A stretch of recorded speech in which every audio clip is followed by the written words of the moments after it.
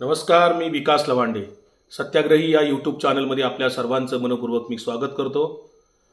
आज मी आपल्याशी तातडीने एक महत्त्वाचा विषय घेऊन आलो. याचं कारण असं, आज 16 फेब्रुवारी 2024 संध्याकाळी माननीय मुंबई उच्च न्यायालयाचा धनगर आरक्षणाच्या संदर्भातला एक निकाल आज जाहीर झाला आणि त्या अनुषंगाने एक महत्त्वाचा विषय तुमच्या पुढे, त्यातल्या घडामोडी मी आपल्या पुढे मांडण्यासाठी आलेलो आहे. अनेक विषय त्याच्यातले बारकावे आहेत आणि ते आपल्याला समजून घ्यावे लागतील. अनेक जण राजकीय बोलतायत, आरोप प्रत्यारोप करतायत, खोटी आश्वासनं देत आहेत आणि धनगर समाजाची मात्र त्याच्यामध्ये दिशाभूल होते आहे.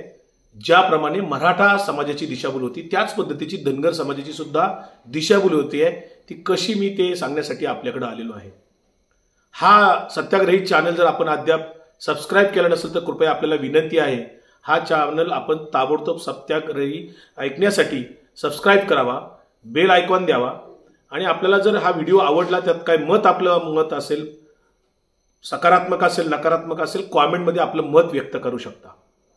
त्यामुळं वारंवार वेगवेगळे व्हिडिओ ऐकण्यासाठी हा चॅनल आपण सबस्क्राईब करावा, ही माझी विनंती आहे. धनगर आरक्षणाच्या संदर्भामध्ये बरेच वर्ष जी मागणी होती, खरं तर 2014च्या इलेक्शनच्या आधी एक हा विषय महाराष्ट्रामध्ये मोठ्या प्रमाणावर चर्चेत होता. मोठं आंदोलन बारामतीमध्ये उभं राहिलं होतं. त्यावेळेस देवेंद्र फडणवीस यांनी 2014मध्ये त्या धनगर समाजाच्या बारामतीतल्या आंदोलनात समक्ष जाऊन त्या ठिकाणी त्या आंदोलनकर्त्यांना, उपोषणकर्त्यांना जाहीरपणे आश्वासन दिलं होतं की आम्हाला मतदान करा, आमची सत्ता आणा, आमची जर सत्ता आली तर पहिल्या कॅबिनेटमध्ये आम्ही धनगर समाजाला आरक्षण देऊ. अजून ती पहिली कॅबिनेट 2014 पासून आता 2024 आलं तरी पण अद्याप पहिली कॅबिनेट देवेंद्र फडणवीसांची झालेली नाही. ती पहिली कॅबिनेट कधी आहे त्याची तारीख मात्र काय त्यांनी सांगितलेली नाही. असो, परंतु धनगर समाजाचे काही नेते सुद्धा त्याच्यामध्ये त्यांच्या नादाला लागले आणि देवेंद्र फडणवीसांच्या नादी लागून गोपीचंद पडळकर सारख्याला विधान परिषदेवर आमदार सुद्धा करण्यात आलं. ह्याच गोपीचंद पडळकरनी महाराष्ट्रभर गेल्या 4-5 वर्षामध्ये सातत्याने शरद पवार साहेबांच्यावर टीका टिप्पणी, व्यक्तिगत पातळीवर जाऊन अगदी अश्लाघ्य पद्धतीची भाषा, बाष्कळ पद्धतीची भाषा वापरून आरोप प्रत्यारोप सातत्याने केले. मात्र जो प्रश्न आज हायकोर्टाने निकाल दिल्यानंतर ऐरणीवर आला, तोच मुद्दा घेऊन बारामती लोकसभा मतदारसंघातील खासदार असलेल्या, संसदरत्न असलेल्या सुप्रियाताई सुळे वारंवार संसदेमध्ये तो विषय मांडतायत. वारंवार त्यांनी लोकसभेमध्ये हा विषय आग्रहपूर्वक मांडला. त्या विषयावर बोललोय फक्त सुप्रियाताई बोलल्या. महाराष्ट्रातला एकही खासदार भाजपाचा, कुणीही मंत्री किंवा शिष्टमंडळ नरेंद्र मोदींना किंवा केंद्र सरकारला भेटलेलं नाही. कुठलाही प्रस्ताव राज्य सरकारकडनं केंद्र सरकारकडे दाखल नाही असं सुप्रियाताईंना लोकसभेमध्ये त्या खात्याच्या मंत्र्यांनी आता 15 दिवसापूर्वी उत्तर दिलेलं आहे. जाहीरपणे उत्तर दिले सभागृहात लोकसभेच्या. हे पडळकरला माहित नाहीये का? जे कोणी त्या धनगर समाजाच्या आरक्षणाची मागणी करतात त्या नेत्यांना हे कळत नाहीये का? ज्या 7-8 काही 10 याचिका हायकोर्टात पडल्या होत्या, त्या याचिकांच्या जीवावर गोपीचंद पडळकर आणि त्यांचे बाकीचे काही कार्यकर्ते सातत्याने धनगर समाजाला आज गेले 4-5 वर्ष 2017 पासून सांगत आलेत की आपल्याला हायकोर्टातनं आरक्षण मिळणार आहे, आपल्याला हायकोर्टात आपल्यासारखा निकाल लागणार आहे, आशेवर ठेवत होते आणि मेळावे घेत होते. त्याचा राजकीय फायदा घेऊन धनगर समाजाची दिशाभूल करून, सामान्य युवकांची दिशाभूल करून त्यांना भारतीय जनता पार्टीच्या दावणीला बांधायचं काम ते पडळकर सारखी मंडळी करत होती. कारण त्यांना आमदारकी मिळाली होती जातीच्या अनुषंगाने. एक धनगर समाजाचा नेता म्हणून गोपीचंद पडळकरने त्याचा राजकीय फायदा नक्की उठवला. आज काय म्हणले हायकोर्ट? माननीय मुंबई उच्च न्यायालयाने स्पष्टपणे सांगितलं की धनगर समाजाला जे एसटी प्रवर्गातलं आरक्षण पाहिजे, म्हणजे आदिवासींना जे आरक्षण पाहिजे ते एसटी प्रवर्गातलं आरक्षण देता येणार नाही. कोर्टाला तो अधिकार नाही.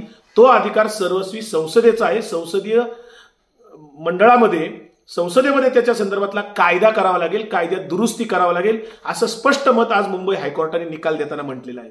दुसरं काय म्हटलेलं आहे? धनगर समाज आणि धनगड हे जे शब्दांचं काय जो चूक झालेली आहे, त्रुटी आहे, धनगर आणि धनगड एकच आहेत असं याचिकाकर्त्यांचं मत होतं. परंतु धनगड आणि धनगर हे एक नाहीत असं सुप्रीम कोर्टाने आजचा निकाल देताना म्हटलेलं आहे. हे याचिकाकर्त्यांनाही माहीत आहे. मग असं असताना का बरं हे लोक फसवणूक करत होते? का राज्य सरकारमार्फत फडणवीस 5 वर्ष मुख्यमंत्री होते, आता एकनाथ शिंदेचं ट्रिपल इंजिन खोके सरकार आहे, फडणवीस आमदारकी देऊन पडळकरांना शरद पवार साहेबांच्या विरोधात बोलायला लावतात. पडळकरला हे माहीत नाही का, ज्या धनगर समाजाचं एसटी प्रवर्गातनं आरक्षण मागतोय त्याचा सर्वस्वी कायदा हा संसदेतच करावा लागणार आहे. हे धनगर समाजाचे जे कोणी कार्यकर्ते याचिका करणारे होते त्यांच्या वकिलांनी फक्त फी घेतली का, त्यांना कायदा समजून सांगितलं नाही का, फी साठी फक्त याचिका केल्या होत्या का त्यांनी, असा माझा जाहीर रोखठोक सवाल त्यांना आहे.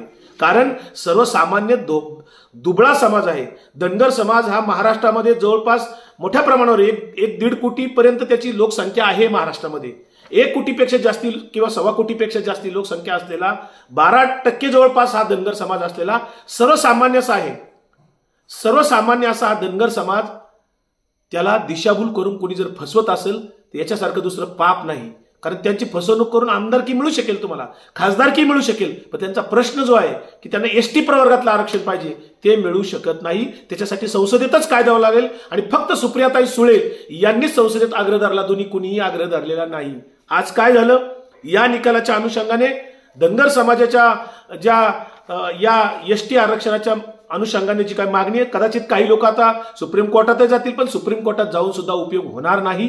संसदेतच त्याचे करावं लागेल. धनगर समाजाच्या नेत्यांनी का नाही राज्य सरकारच्या मार्फत देवेंद्र फडणवीसांच्या नेतृत्वाखाली शिष्टमंडळ मोदींना घेऊन भेटले? का नरेंद्र मोदींनी एखादी मन की बात धनगर समाजाच्या आरक्षणासाठी, मराठा आरक्षणासाठी का नाही मन की बात एखादी केली? धनगर समाज असेल, मराठा समाज असेल, लिंगायत असेल, मुस्लिम असेल, या संदर्भात एकमेव खासदार फक्त सुप्रियाताईच का बोलतात, बाकीचे का खासदार बोलत नाही संसदेत?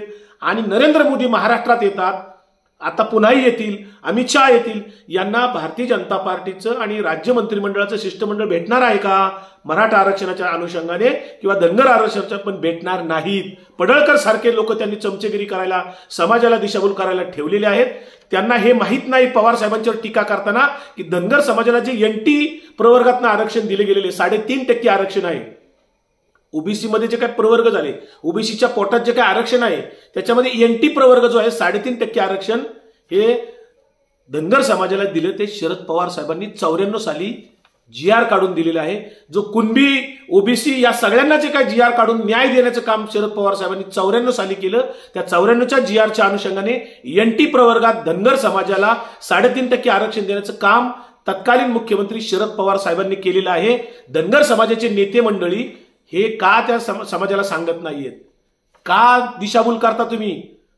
धनगर समाजाला केवळ भारतीय जनता पार्टीच्या दारात राजकीय हेतूने, त्यांचं मतदान घेण्याच्या हेतूने जर तुम्ही दिशाभूल करून त्यांना तिकडे नेत असाल तर ही त्या समाजाची प्रतारणा आहे, गद्दारी आहे. आणि म्हणून पडळकर सारख्या या लबाड ढोंगी, जो स्वतःच्या फक्त विधान परिषदेच्या आमदारकीसाठी त्या ठिकाणी बडबडत असतो, बाष्कळ बडबड करतो, त्यांनी आजच्या निकालातून बोध घ्यावा आणि शिष्टमंडळ घेऊन हिंमत असेल तर फडणवीसांचं शिष्टमंडळ, सर्वपक्षीय नेते त्याच्यामध्ये येतील, ताबडतोब दिल्लीला घेऊन जावं, संसदेत त्या संदर्भातला कायदा करण्यासाठी मागणी करावी.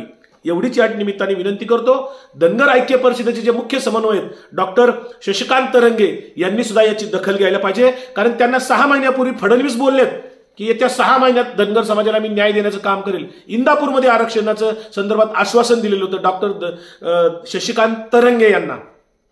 फडणवीसांनी त्यांनाही फसवलं. पहिल्या कॅबिनेट देतो म्हणून तेव्हाही फसवलेले, वारंवार फसवणूक चाललेली आहे. जी मराठा समाजाची फसवणूक सध्या एकनाथ शिंदे, फडणवीस, अजितदादा या सगळ्यांच्या माध्यमातून जरांगे पाटलांचं उपोषण त्या ठिकाणी सुरू आहे. त्यांचा जीव तळमळतोय, पण सरकारला काही वाटत नाही. त्या जरांगे पाटलांच्या जीवाची पर्वा सरकारला नाही, हे या ठिकाणी आज दिसतंय. वारंवार दिशाभूल सगळ्या लोकांची करतात फक्त निवडणूक डोळ्यासमोर ठेवून. हे अतिशय निंदनीय आहे. राज्य सरकारचा, विशेषतः भारतीय जनता पार्टीचा मी तीव्र निषेध करतो आणि या समाजाला जी काही मागणी आहे संसदेत त्या संदर्भातल्या मागणीचा पाठपुरावा या राज्य सरकारने सर्वपक्षीय शिष्टमंडळ घेऊन दिल्लीला करावा. नरेंद्र मोदीची केवळ भलावण करू नये एवढीच मला या ठिकाणी मागणी करायची आहे.